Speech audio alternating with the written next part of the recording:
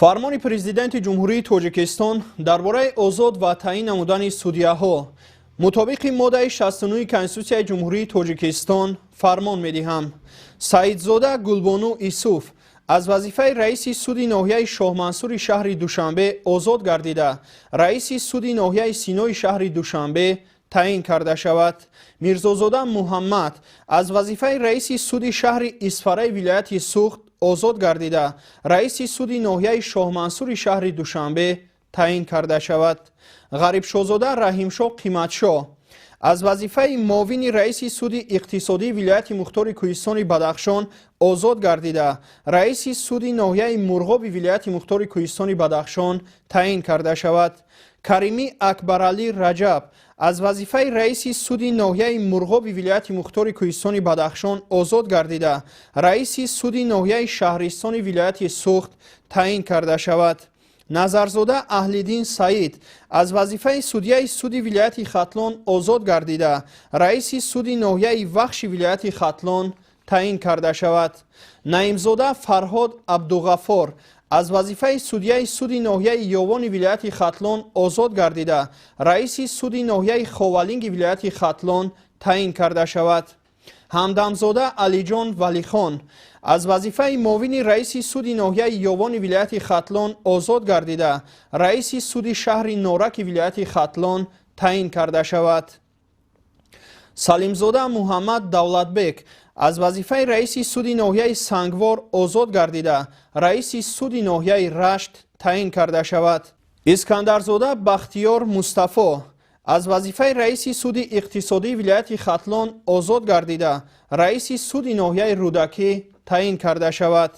Исмоилзода Раҳмоналӣ Анвар аз вазифаи муовини раиси суди иқтисодии вилояти Суғд озод гардида, муовини раиси суди иқтисодии вилояти Мухтори Кӯҳистони Бадахшон таъин карда шавад.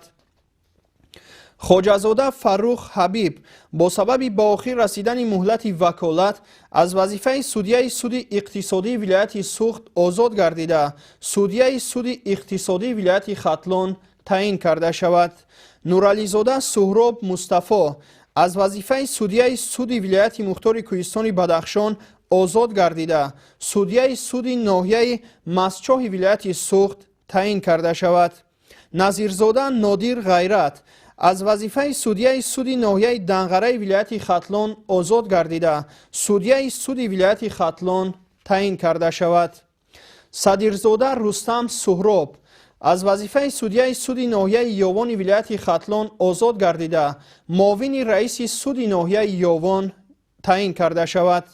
Раҷабзода Муроҷон аз вазифаи муовини раиси суди ноҳияи Ҷаббор Расулови вилояти Суғд озод гардида, судяи суди вилояти Суғд таъин карда шавад.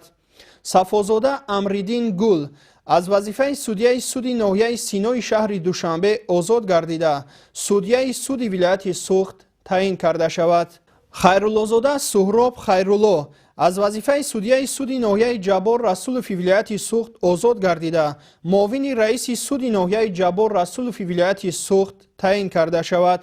Айёмзода Одинашоҳ Давлат аз вазифаи судяи суди вилояти Мухтори Кӯҳистони Бадахшон озод гардида, судяи суди ноҳияи Ховалинги вилояти Хатлон таъин карда шавад.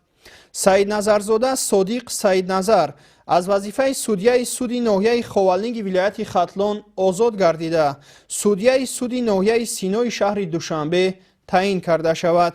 Наимзода Бахтиёр Раҳмоналӣ судяи суди иқтисодии вилояти Суғд, Қурбонализода Суҳроб Қурбоналӣ судяи суди ноҳияи Синои шаҳри Душанбе, Маҳмадҷони Ҳасанзод судяи суди ноҳияи Ёвони вилояти Хатлон, Ҷалилзода Саидасрор Бобохон судяи суди ноҳияи Хуросони вилояти Хатлон, Ҳабибзода Саидбасир Саидраҳмон судяи суди ноҳияи Ҷалолддини Балхии вилояти Хатлон таъин карда шаванд. Раҳмонзода Икром Раҳмонқул аз вазифаи судяи суди ноҳияи Хуросони вилояти Хатлон, Нурализода Одил Бобохуҷа аз вазифаи судяи суди иқтисодии шаҳри Душанбе, Сафарзода Маҳинабону Файзулло аз вазифаи раиси суди шаҳри Нораки вилояти Хатлон бо сабаби ба кори дигар гузаштан озод карда шаванд. اکرمزاده حمزه با سبب رسیدن به سن نهایی در وظیفه سودیه بودن از وظیفه سودیه سود شهر کلوب ولایت ختلون آزاد کرده شود. شریفزاده سید خوجه شریف خوجه بنابر صادر نمودن کرداری که شأن و اعتبار سودیه را پست میزند از وظیفه سودیه سود شهر راغون آزاد کرده شود. بابازاده احمد بیگلی از وظیفه سودیه سود ناحیه سینای شهر دوشنبه آزاد کرده شود. پرزیدنت جمهوری تاجیکستان امام علی رحمان شهر دوشنبه 12 ینوری سال 2026